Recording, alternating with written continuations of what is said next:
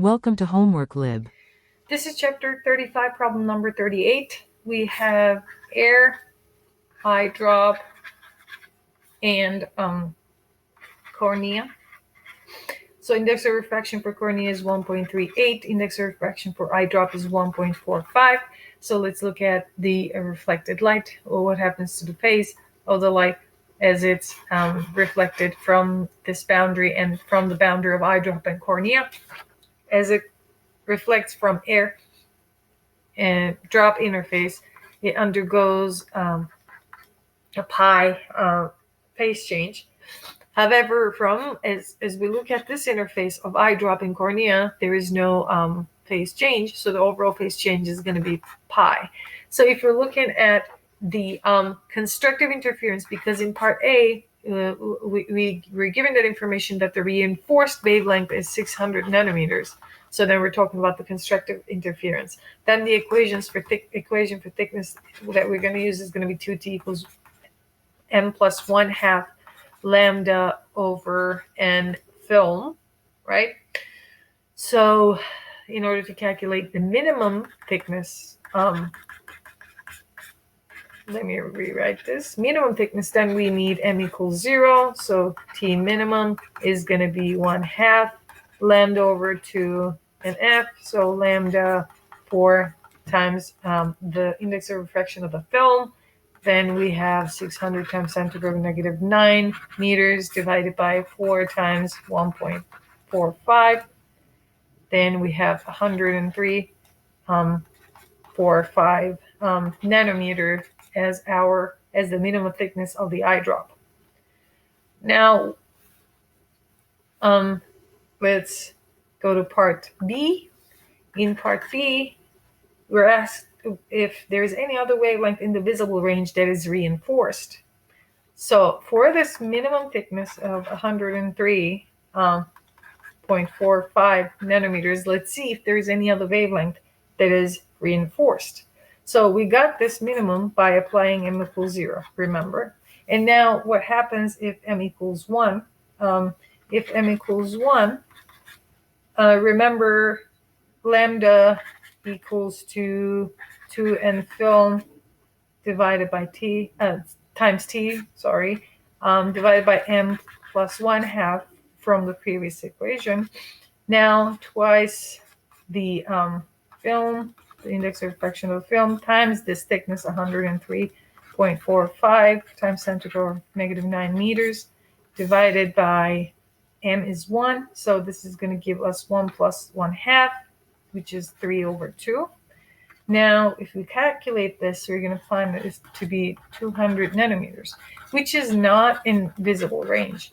And I want you to pay attention to the fact that as we increase m, we're actually decreasing the wavelength. So we're going deeper and deeper in the UV. Therefore, this tells you that there is no other wavelength in the visible range, no other invisible that is reinforced.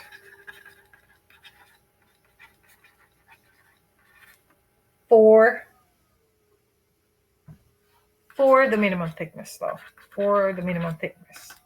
But in the problem, it doesn't specify whether or not we can use the minimum thickness or the thickness, the next thickness, right? So let's check that out too. So next thickness would be, what would it be? And so we're basically going to do what we did in part A, but this time we're not going to set m equals 0. We're going to set m equals 1, right?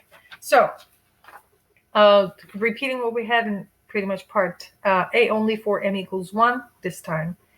T equals m 1/2 lambda over 2n film. Now, what we have then is 3 over 2 lambda 2n film.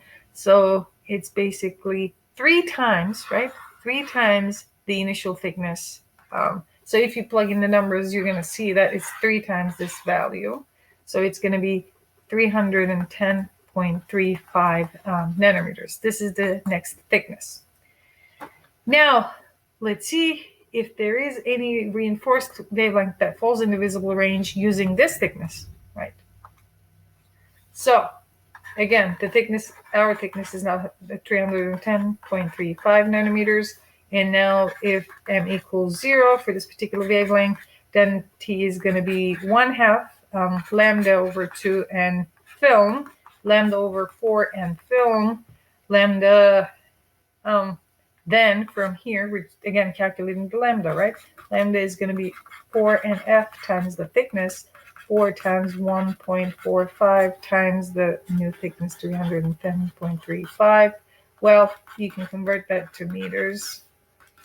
So then the answer is going to be 1800 times 10 to the power negative 9 meters, which means 1800 nanometers. Again, this is an infrared range, right? This is not invisible.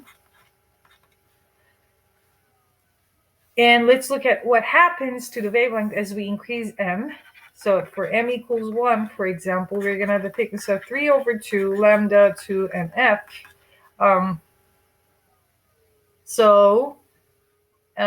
This is basically 4nf, right? So 4nf times thickness divided by 3 is going to give us lambda. So we know this part, this was 1800. Then lambda divided by 3 is going to give us 600 nanometers. This is something that we already found. This is the red light that we were talking about. So we know that it's already reinforced. So there is no other wavelength in the visible range that is reinforced, right? Now, the second part of part B is asking if lambda will be canceled. So we're talking about destructive interference now. Still, we're in part B, right? We still haven't finished answering part B. So if we have the destructive interference, then the equation is going to be 2t equals m lambda over n film, right?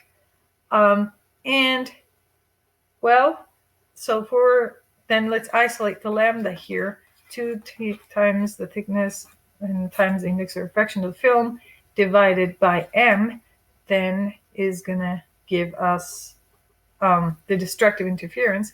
So if m equals 1, then what we have for lambda is twice the thickness, 310.35 times 10 to the power negative 9 meters, times 1.45 divided by 1 itself. So you're going to see that 900, this is going to come out to be 900 nanometers. This is the one that will cancel. It's still not in the visible range, but it's not specified in the second part of the problem B. So you can say that 900 nanometer will cancel.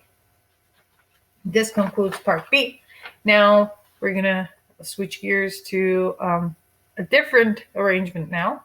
So we're going to have in part C, where we have air, and now we have the eye drop still, but this time the person is actually wearing contacts, right? Contact lenses.